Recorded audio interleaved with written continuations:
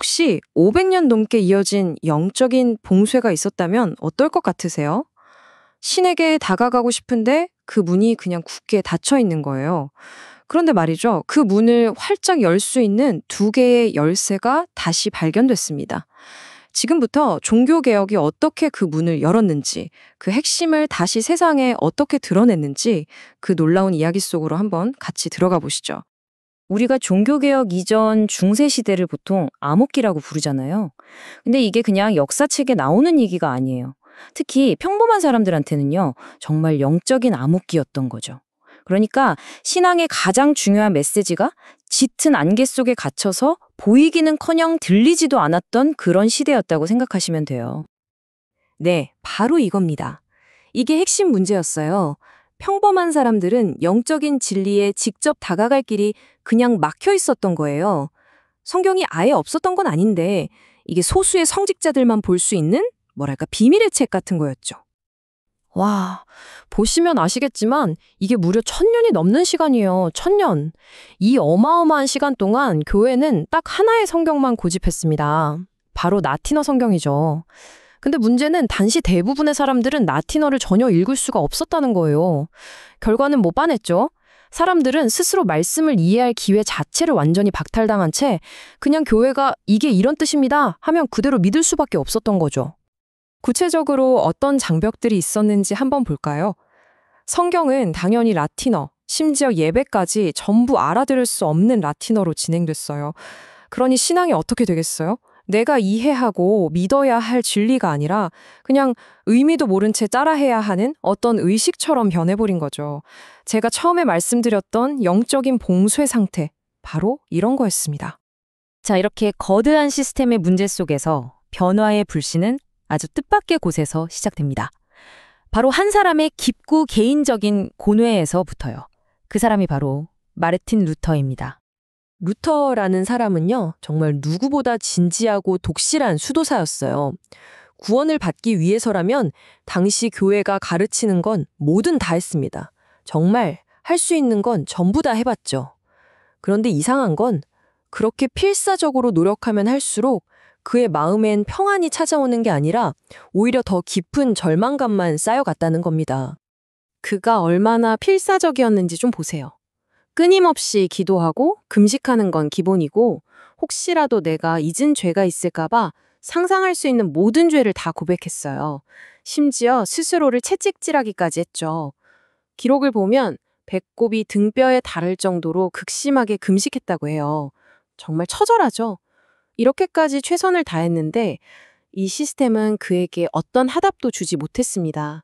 절망만 더 깊어지게 만들었을 뿐이죠. 바로 그 깊은 절망의 끝에서 루터는 성경을 읽다가 한 문장과 마주치게 됩니다. 오직 의인은 믿음으로 말미암아 살리라.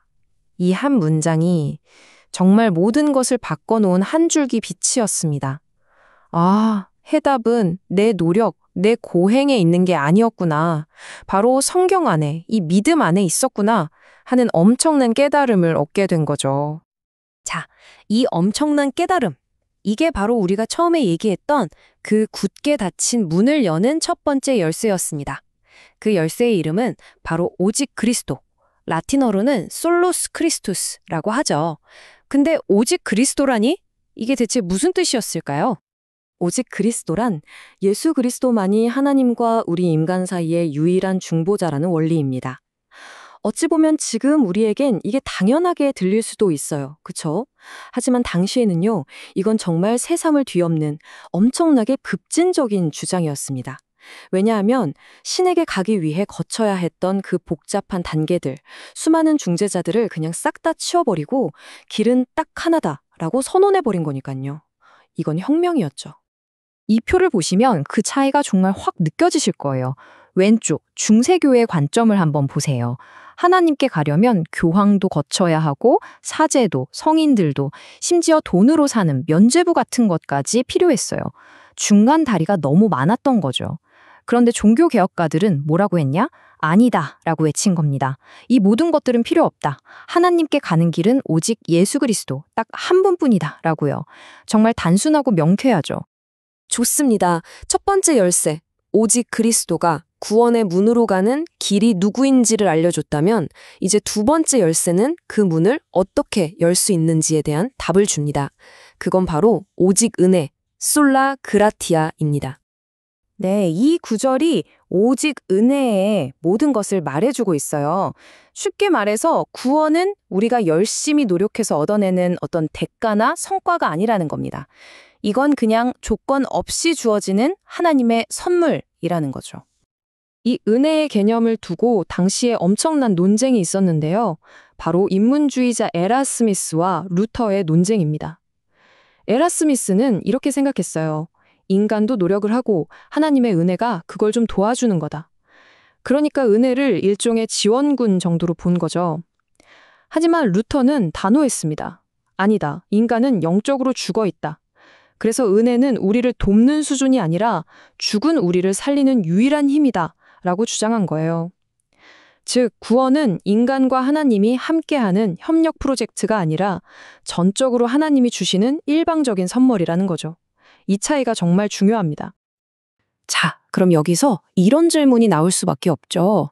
잠깐만요. 구원이 그냥 공짜 선물이라면 우리가 굳이 착하게 살고 선한 일을 할 필요가 있나요?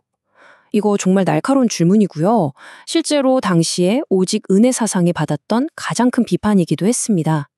이 질문에 대한 개혁가들의 대답은 정말 간단하고도 강력했습니다. 바로 이 비유죠. 선행은 구원의 뿌리가 아니라 구원의 열매라는 겁니다. 다시 말해서 우리가 선한 일을 해서 구원을 얻어내는 게 아니고요. 구원이라는 놀라운 선물을 받았기 때문에 그 감사함에서 자연스럽게 선한 열매가 맺히는 거라는 거죠. 순서가 완전히 다른 겁니다. 자, 이렇게 500년 전 종교개혁은 오직 그리스도와 오직 은혜라는 두 열쇠로 굳게 닫혔던 신앙의 문을 활짝 열었습니다. 그렇다면 질문은 이겁니다. 500년이 지난 지금은 어떨까요? 이 명료한 진리가 오늘날 우리에게도 여전히 선명하게 보일까요? 아니면 어쩌면 우리도 모르는 사이에 그 문이 다시 조금씩 닫히고 있는 건 아닐까요? 자료에서는 오직 그리스도의 원리가 오늘날 어떻게 도전받고 있는지 지적합니다. 한번 보세요. 우리는 어쩌면 다른 형태의 새로운 중보자들을 두고 있는지도 모릅니다. 예를 들어 돈이나 성공이 없으면 내 인생이 끝날 것처럼 불안해하고 건강이나 명예가 내 삶의 궁극적인 목표가 되기도 하죠. 때로는 성경의 가르침보다 심리학이나 자기계발서의 조언이 더 큰 위안과 권위를 주기도 하고요. 모든 종교는 결국 다 같은 거 아니냐는 생각도 널리 퍼져 있죠. 이렇게 그리스도만이 유일한 길이다라는 선언은 오늘날 수많은 현대적인 가치들 앞에서 도전을 받고 있습니다. 오직 은혜의 원리도 마찬가지의 도전을 받고 있습니다. 우리의 신앙이 어느새 하나님과의 거래처럼 변질되지는 않았을까요? 내가 하나님을 위해서 이만큼 했으니까 하나님도 나한테 이만큼은 해주셔야죠. 이런 식의 생각이요. 내가 어떤 노력을 하거나 헌신을 해야만 하나님의 사랑이나 복을 받을 자격이 생긴다고 믿는 것. 이게 바로 공로주의 신앙인데요. 사실 이건 은혜를 값없는 선물로 이해하지 못했던 종교개혁 이전의 사고방식과 놀랍게도 닮아 있습니다. 결국 오늘 우리가 살펴본 이 모든 이야기의 핵심은 이 한 문장으로 요약될 수 있을 것 같습니다. 구원의 길은 오직 그리스도이며 그 문은 오직 은혜로 열린다. 네, 구원으로 가는 유일한 길은 오직 그리스도이고 그 문을 여는 열쇠는 우리의 노력이 아닌 오직 은혜라는 것. 이것이 종교개혁의 심장이었습니다. 500년 전 이 두 개의 사상은 말 그대로 세상을 바꾼 열쇠가 되었습니다. 그렇다면 이 열쇠는 오늘을 살아가는 우리에게는 어떤 의미일까요?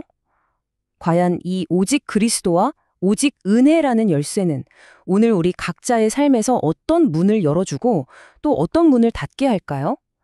이 질문을 마지막으로 여러분께 남겨보면서 오늘 이야기는 여기서 마무리하겠습니다.